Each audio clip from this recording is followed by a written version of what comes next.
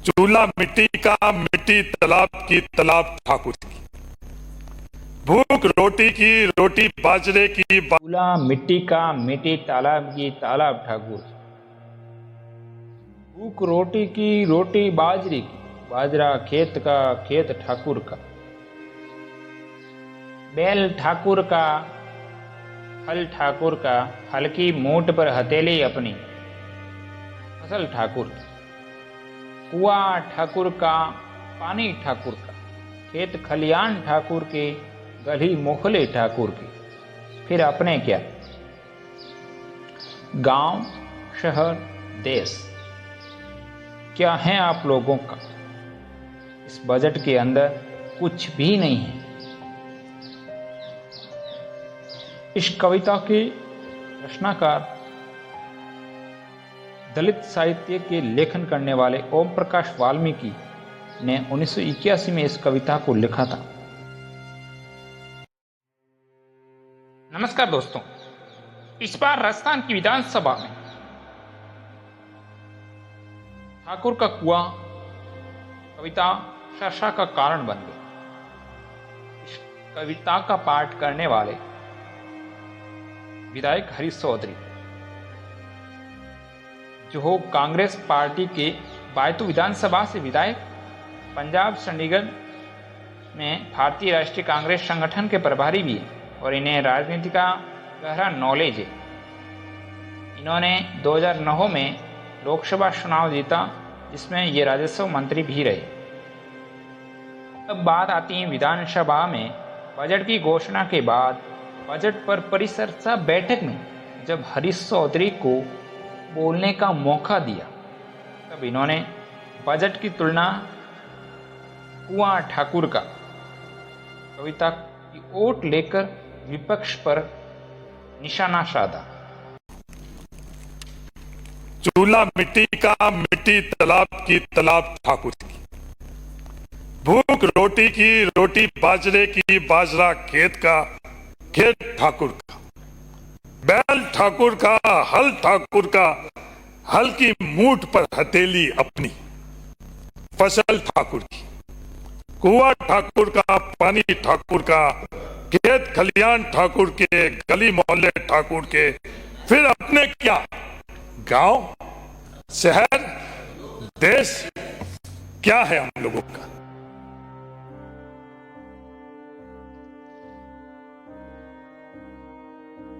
हालांकि इस कविता को पहले राज्यसभा सदस्य मनोज झा ने बिहार की विधानसभा में पढ़कर सुनाई थी।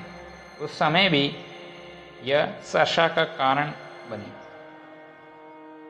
परंतु वर्तमान परिप्रेक्ष्य के रूप में देखा जाए तो ये कविता से किसी जाति विशेष पर सीधा निशाना है।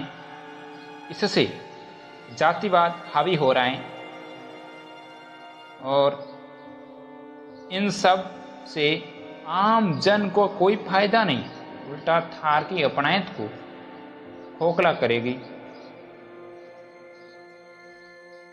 क्योंकि संविधान में आर्टिकल 15(2)(b) में ये कहा गया है कि कुओं, तालाबों, स्नान घाटों, सड़कों और सार्वजनिक समागमों के स्थान का उपयोग जो पूर्णतः या आंशिक रूप से राज्य निधि से बनाए गए हो, उन पर आम जनता का हक बराबर है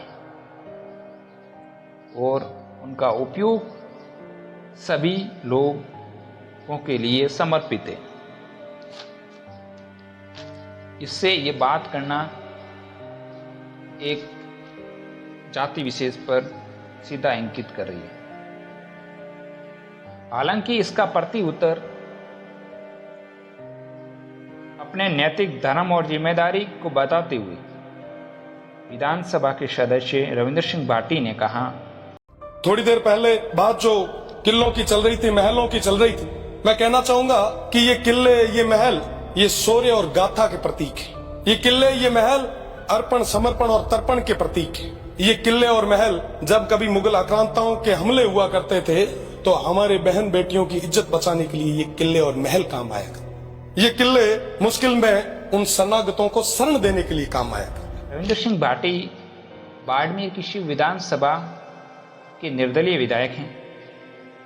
इन्होंने कहा, साहब राजस्थान की जब बात की जाती है तो कहा जाता है कि पग पग सूरा देवली, पग पग सतिया थान, मन डर पे डग मेलता, रंग है राजस्थान। ऐसा राजस्थान है मेरा, ऐसा रंग रंगीला, ऐसा हरियाला, ऐसा अपनापन भाईचारे, ऐसे प्रेम वाला मेरा राजस्थान है। पर राजस्थान की उसी विधानसभा में जब ऐसी बातें होने लग जाए तो हम सभी के लिए ये पीड़ा की बात। मैं कोई छोटी बात नहीं करूंगा, मैं छोटा जरूर हूं, पर अब मेरा ये नैतिक धर्म है, मेरी ये जिम्मेदारी है।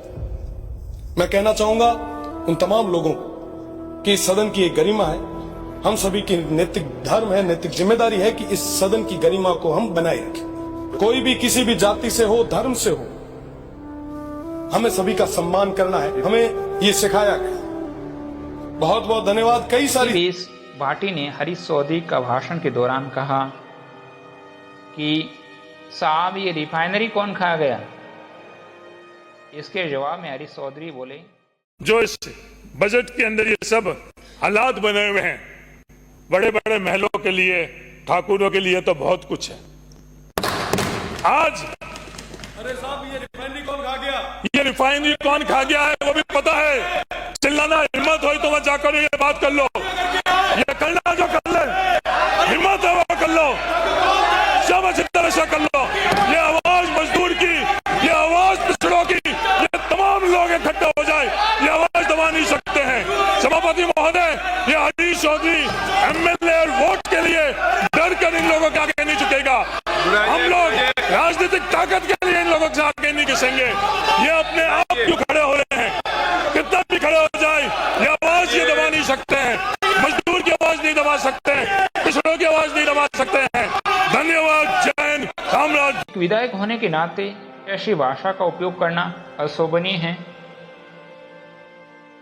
लेकिन हरीश चौधरी और रविंद्र सिंह भाटी का टकराव लोकसभा चुनाव से ही देखने को मिलता है।